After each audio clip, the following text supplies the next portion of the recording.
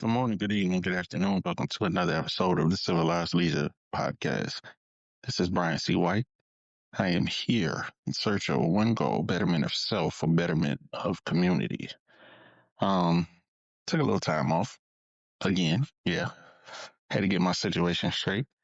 I don't know if you noticed, but got a new little camera set up here, and I'm still trying to figure it out. You know, working on this technology. I'm not the most tech savvy, but I know they're doing this from a cell phone, especially when it's limited as the one that I have, wasn't going to be where I needed it to be. But just trying this out. So we're going to see where it goes from here. So I just wanted to start off this episode by shouting out the women of the WNBA real quick. Um, they've been going back and forth with the league executives about, you know, profit sharing and getting them their just due. And there's been a lot of pushback from people who think they don't deserve the money that they're getting, or they're conflating what they're getting in terms of the NBA and how much money the NBA draws in and things of that nature. But really what the underlying meaning behind all of the pushback is that they're women and there's no value in them. Nobody's watching, even though everybody's watching. The numbers say different. And they weren't asking for the kind of contracts that LeBron James gets. They were just asking for a fair percentage of the profits that the league was bringing in. Because at the end of the day, they're the ones putting in the work, literally. You know, they're the ones they're the product. So they deserve their share of that. And I just want to acknowledge those women in the WNBA Players Association, Brianna Stewart, Nafisha Caller. I'm pretty sure I said their name wrong, but I just want to acknowledge them for what they're doing because it's just funny to me that the very thing that they were fighting for is the very thing that the people who are criticizing them for fighting for want for themselves.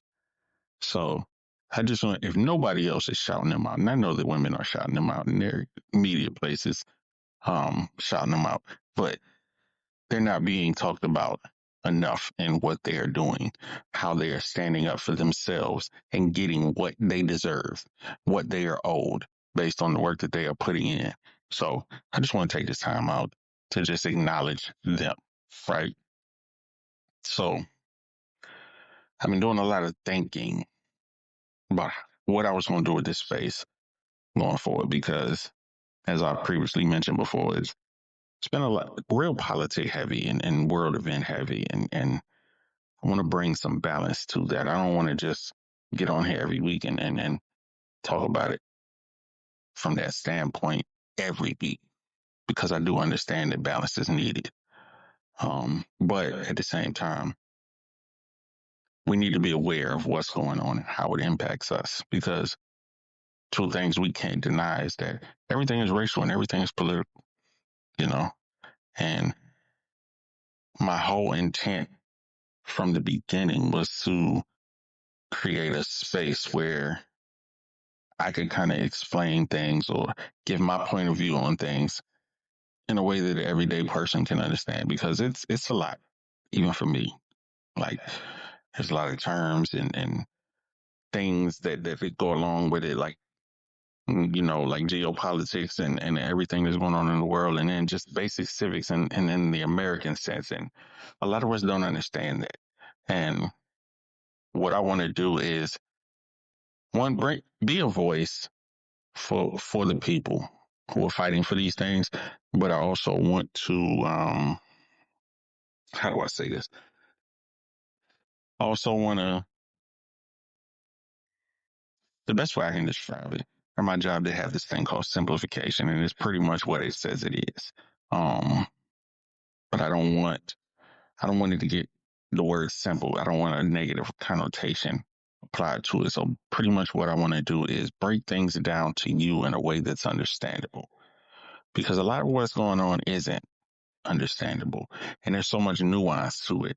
And the powers that be really try to control the narrative by limiting that nuance and putting things to you. First of all, and I was just having this conversation with my barber today. Shout out to Isaac. Y'all should go check him out if you're in the DMV area. Um, we were just talking about this today, and I was telling him about this theory that I have called the Black and Decker effect, about how they have us in a situation where information needs to be instant. So it has to be in a microwave. It has to be quick enough for us to digest and be on the go, because that's how our mind works now. That 60 seconds to maybe 3 minutes is all you have to get somebody's attention. And after that, it's up in the air. And full transparency, I see that every day looking at my analytics and looking at the swipe rate, you know. So, which is also why I'm trying to simplify and condense in a way that people can catch on and get everything they need out of what it is that I'm trying to say. But yeah, so we have this age of microwave information where everybody is on the go, and they're limiting their intake to what's quick and easily accessible. And then it's after that, it's pretty much you being in a blender where it's so much being thrown at you at once. You don't know what to process.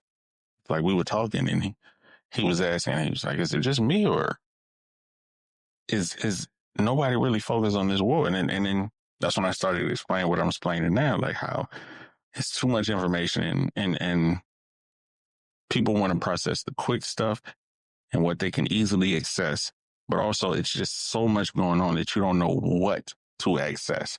So what ends up happening is you exist in a vacuum where you're only focused on your immediate life, and everything that's going on around you kind of, not that it doesn't exist, but it's not a main focus.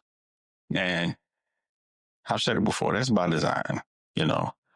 It's to keep us numb to it. Because if you're numb to it, you're oblivious to it, you know. But ultimately, what I'm trying to do here is present that in a way that you can get everything you need, even in this microwave generation, so to speak. But we'll see how that works going forward. I don't know. One post at a time, you know, as I'm navigating the social media thing. Like, the thing I'm trying not to get hyper focused on, while I'm trying not to get hyper focused on what's going on in the world, is like I was just saying, looking at my analytics, like I get to a point where I don't check them, right? Because then you'll get hyper focused on, okay, what am I doing? How can I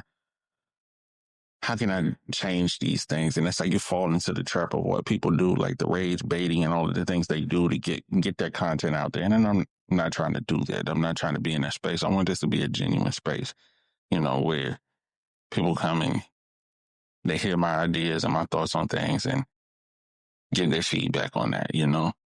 But that's just a little of what's going on in my head right now. But what I really wanted to just take some time out and talk about, not too much time today, but it's a whole lot of Black boy joy going on in the world right now. And I'm a big proponent of joy being an act of resistance, because if you look at the landscape of things, people don't like people to be happy, you know? And I think a lot of that is the negativity that this world has grown to generate itself and propel itself off of. But I also feel like there's a lot internally going on with you when you hate to see someone else happy. Like, I had a post the other day and said, we pretty much need to be focusing on happy people and unbothered people. What makes them so happy and unbothered? And it's because they don't invest time in the negativity. It made me think about, I can't remember who it was. I said they were in a studio with J. Cole, and she said she was talking negatively and talking trash about something, and he immediately left that space because he doesn't entertain negativity. He doesn't want to be around that. That's not the kind of person he is. So when I think about that, I think that's the kind of approach we should all have. Like we should be wary and cautious of things. We should be aware of what's going on around us, but we should also be aware enough to know when it's a situation we don't really need to be in, right? But to tie that back in, like I see a lot of things going on as far as like things for us to be happy about and how people are going out of their way to diminish that happiness. So, you know, Sinners has been on a big award run for the last few months since the award season started. Rightfully so. It's a great movie. And I think about every time I see Ryan Coogler, he just personifies Black Boy Joy for me from different angles. Like, my man genuinely loves what he's doing, and you can tell by the way he talks about it. He's not the most eloquent, but I can relate to that because I'm not the most eloquent. And sometimes I stumble over my words, but the emotion is there, the feeling is there. Like, you get a good glimpse of who he is as a person just listening to him talk about doing what he loves to do. And the other thing that I love is that anytime he accepts an award, anytime he's in any space, he goes out of his way to mention his wife and the pivotal role that she plays in his life. Like not just his professional life, but in his personal life. Like him as a man. Like there was one I can't remember which award show it was, but he pretty much said he knew she was a one of one, and that made him a one of one because he had her. And I remember it's a couple of different groups that I'm in on Facebook. There's a Black husband page and a Black father page, and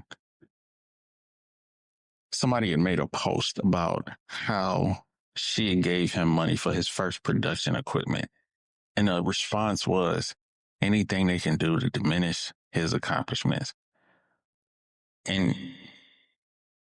when I say people who thrive off hate because they don't want to see other people happy, that's one of the things that I see, like mostly amongst in the man space, right? Because like that man will openly acknowledge the role his wife played, but it pains some of us so much for him to give her that credit that they have to find a way to diminish her. And he won't let that happen. Every chance he gets, he celebrates his wife.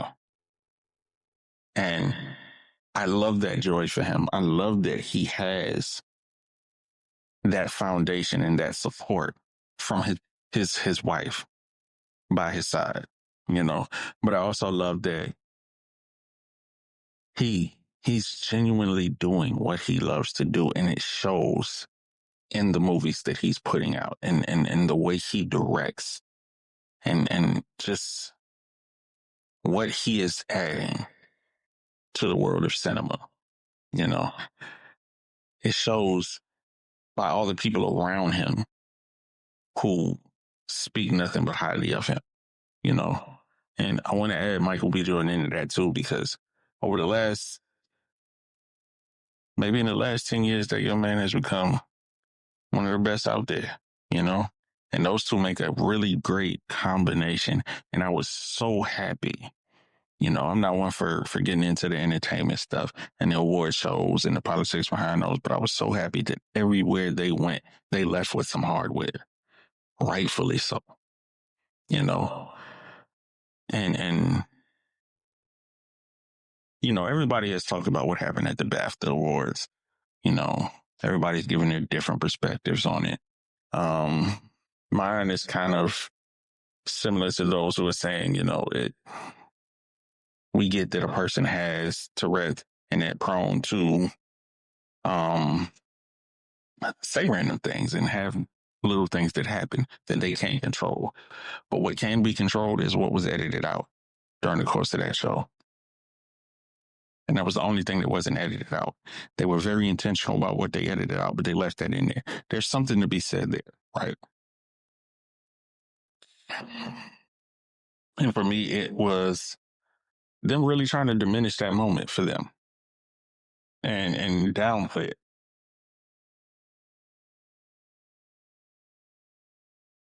Hey, pardon me, but still, they kept it moving, unbothered, and they had the support around them that wouldn't let them be bothered and had their back in the midst of everybody making excuses and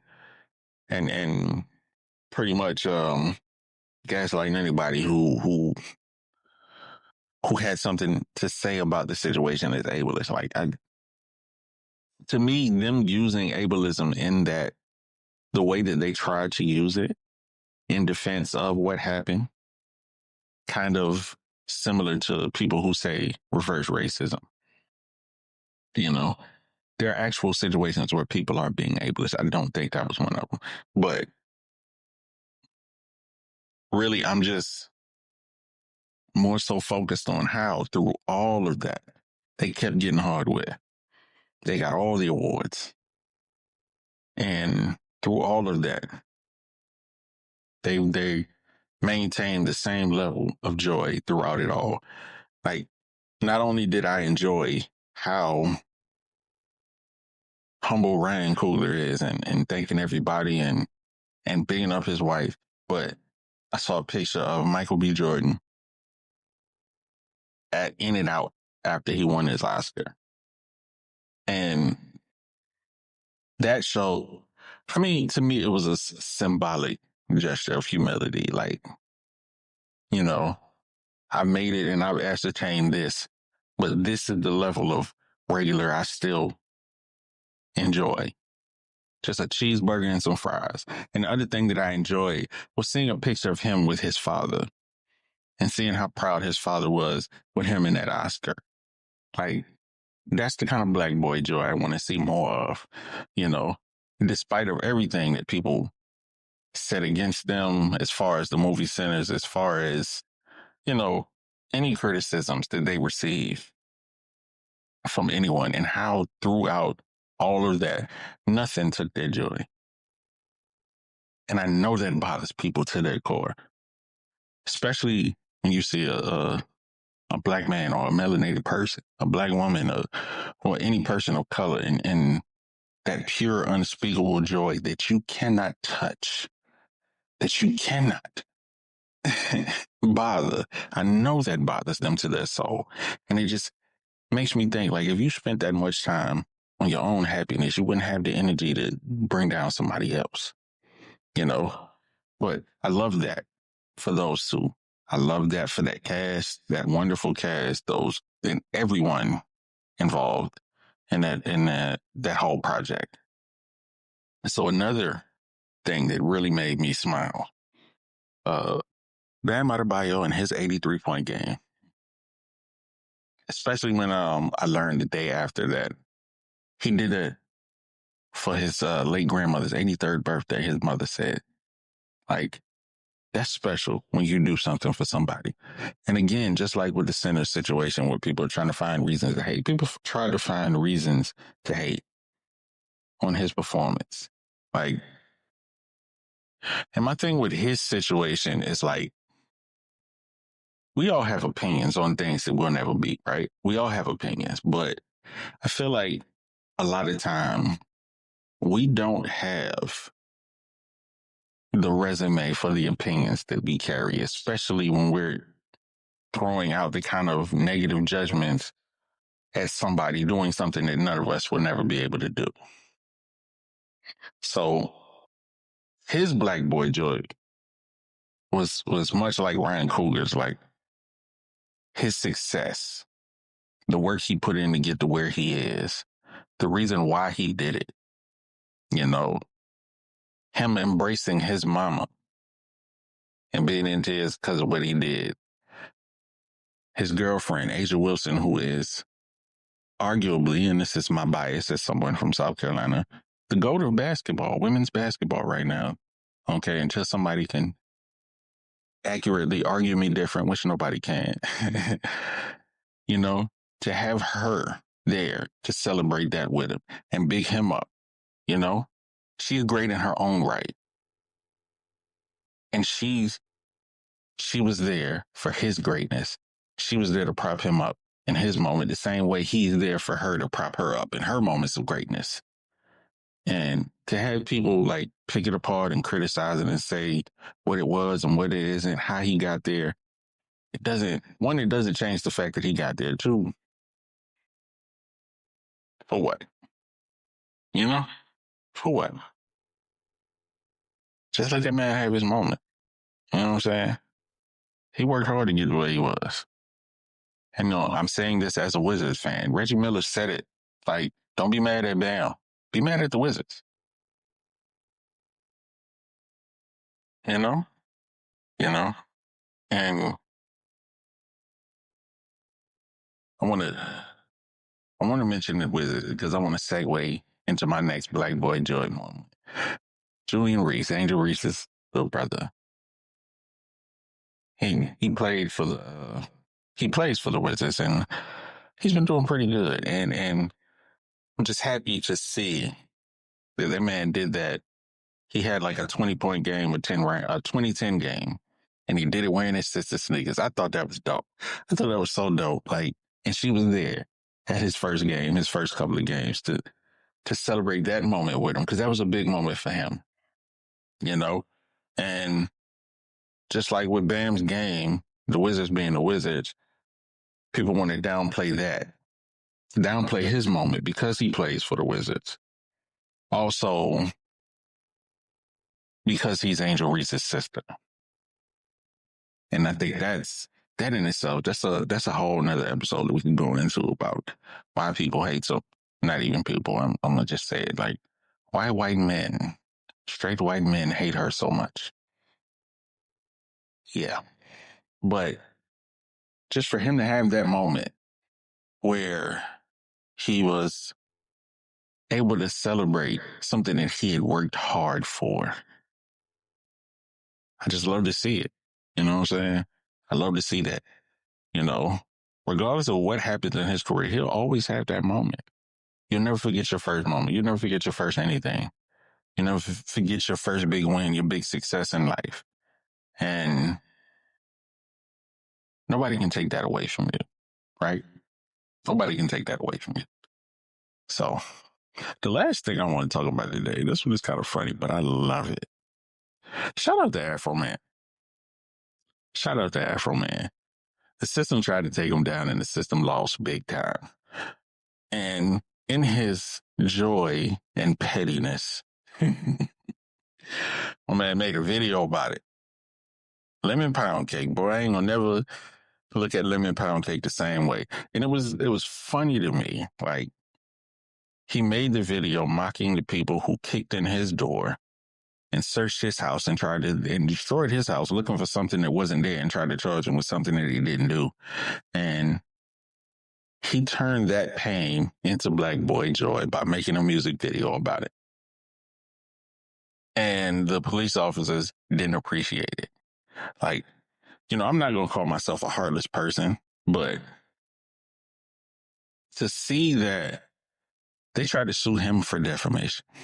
And when they played the video in court, one of the officers that he was quote unquote defaming, she cried on the stand. And that's a whole nother conversation because it was a white police officer. She was a white woman. And they really played up her pain to make Afro Man look like the bad guy. But really, she was the one that caused his pain. And he just merely responded to it. And he responded to it in a way that they couldn't do anything about it. He responded to it with joy and pettiness. And I loved it for him. And he won his case yesterday. And I just want to shout out Afro Man. You know, that was a big win for not only freedom of speech, but as a Black man, that was a ultimate moment of Black boy joy for us. The people that tried to take him down, he took them down. So, yeah. I ain't gonna hold y'all. That's all I got for today. Like I said, I'm trying to do something different. You know, I'm trying to expand beyond the realm of politics and just give it a break. Keep y'all aware of things, but also give y'all something else to look at. You know, there's so much going on in the world right now. I just wanted to, yeah. So yeah, that's all I got today. We don't see how this work is going forward. So my name is Brian C. White. This has been Civilized Leisure, but we're in search of betterment of self and betterment of community. Find you some joy today. See y'all.